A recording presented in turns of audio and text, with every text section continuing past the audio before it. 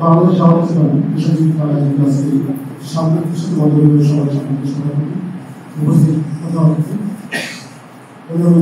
এবং আমার প্রাণপ্রিয় সহযোগিতা সরকারি সবাই আমার পক্ষ থেকে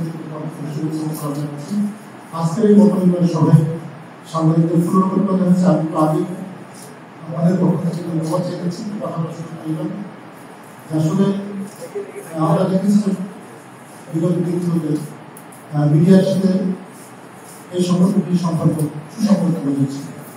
দীর্ঘদিন বাংলাদেশের একটি কর্তৃত্ববাদী একটি দুর্বৃত্তার শাসন কায়েম থাকার ফলে তারা চাইলে সরকারের সাথে আসলে কোনো সম্পর্ক রাখতে পারে। আমরা এটাও জানি যে অনেক গোপনে অনেক আন্ডারগ্রাউন্ড পলিটিক্স করতে হয়েছে সমাজতন্ত্রে। এখন এইসব নিউজগুলো তারা দিতে পারে, কারণ এই সংবাদগুলো যখন সাংবাদিক মাধ্যমে যেত তখন সাংবাদিকরা তাদের কোনো সংস্থা খবর পেয়ে যেত।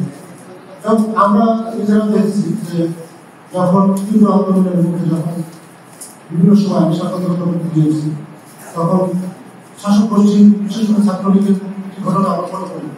আমি যখন প্রেস ক্লাব থেকে একটা নিউজ কাভার করার জন্য পড়ে আসতে হয়ে যাচ্ছিলাম তখন আমার পিছনে বিশেষ করে আমি আমার সাথে ছিল আমার বছর দুবাই।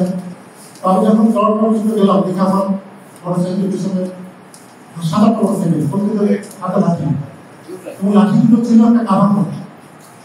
তো তারা মনে করেছিল যে আমি কোনো ঘটনায় বিশেষ করে এই সংগঠনের কোনো প্রোগ্রামে কাভার করতে যাচ্ছি।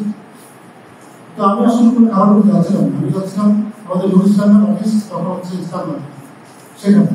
ওইখানে যখন আমি গাড়ি ব্রেক করি তখন দেখি মোটরসাইকেলগুলো আমার পাশাপাশি ব্রেক করে এবং কাটিয়ে দিই। তো এরকম একটা পরিস্থিতি কিন্তু আমার আমাদের সামাজিক করতে হয়েছে, খুবই ভয়াবহ অবস্থা। আজকে আমাদের দেশে আমরা দেখেছি যে জুলাই বিপ্লবের পরে হাজার ছাত্র জনতা রক্তের দেশ আমরা পেয়েছি। এখন মুক্ত স্বাধীনভাবে আমরা কথা বলতে পারছি। বিশেষ করে আমাদের ইসলামে সাংবাদিকদের সাথে সম্পর্ক বজায় রাখার যে প্রয়াস তারা রাখছে, বিশেষ করে সমস্ত পথের মানুষের সাথে তারা সম্পর্ক বজায় রাখার যে চেষ্টা করছেন। সাংবাদিকদের সাথে বিশেষ করে যে সবাইকে কথা বলতে দেওয়া, সব মত প্রকাশের স্বাধীনতা করতে তারা যে আগ্রহ প্রকাশ হচ্ছে আমরা এটাকে স্বাগত জানাই। আমরা মনে করি আজকের এই সাংবাদিকদের সাথে সভা একটি ভালো অনুষ্ঠান, তাতে আমাদের কথা বলার সুযোগ হতো। আমরা কি চাই এই সংগঠনের কাছে আমরা আসলে কি প্রত্যাশা করি, আমরা যেটা প্রত্যাশা করি রাজনৈতিক সংগঠন হিসেবে আসলে সাংবাদিকতা আমরা যখন করি সমস্যার সময় নানা রকম সমস্যা আমাদেরকে সম্মুখীন হতে পারে। তো প্রথম সমস্যা হচ্ছে যে এইখানে যে পত্রিকাগুলো আসলে আছে এই পত্রিকাগুলো অ্যাকচুয়ালি শুধুমাত্র বিজ্ঞাপন নির্ভর, কারণ পত্রিকার একমাত্র রেমিটেন্স রাজস্ব বিজ্ঞাপন। তো এক সংগঠন আপনারা বলছেন যে বাংলাদেশের মানুষ আগামীতে আমাদের মধ্যে থাকতে চায়, তো আপনারা ক্ষমতায় গেলেন আগামী মিডিয়াগুলো কিভাবে কোন চোখে আপনারা দেখবেন, এই মিডিয়াগুলো কিভাবে চলবে সেটা একটু আমার জানার আছে। আর বিষয় হচ্ছে যে আমরা দেখছি যে যশোরে 6টি আসনে আপনাদের প্রার্থী ঘোষণা করা হয়েছে।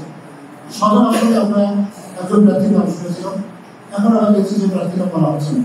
সদর আসনে আপনাদের প্রার্থীকে এটা একটু আপনি জানান। ধন্যবাদ।